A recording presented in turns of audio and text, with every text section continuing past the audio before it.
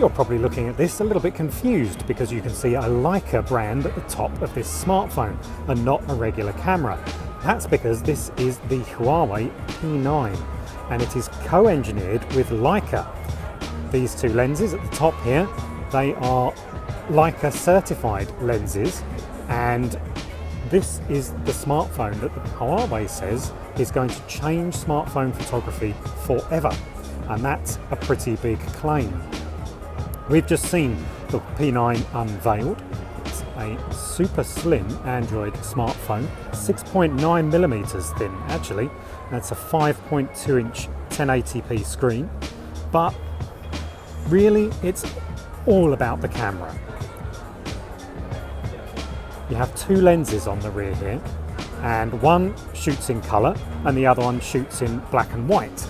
And this is to ensure that you get better colour correction, you get better saturation of colour, you get also much better use of low light. This is also a hybrid flash unit on the back here. There's 3 different stages that again enhances low light photography. Leica's involvement is pretty deep. If we go into the camera app, you'll find, if you're a Leica fan apparently, this will all look very familiar. Leica uses exactly the same icons and exactly the same fonts on its own camera operating systems. So Leica fans are going to feel pretty at home with this. As you can see, it's just a left and a right swipe to get into the various different modes. Again, all Leica tuned.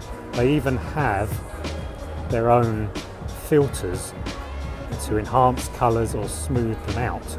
So Leica's been working pretty hard behind here. They also work pretty hard inside. This has a dedicated DSP and ISP for enhanced photography again, and there's a wide variety of modes here. Huawei has also made an effort with the manual mode, going away from the system that we saw on the Mate 8 and the Mate S of a sort of odd carousel system, this time to a much more simple way of adjusting everything. So this really is going for the photographer. And what else do those dual camera lenses do? Well, they will refocus with that familiar bokeh effect. So you'll take a picture and you'll be able to adjust the focus on screen of different points.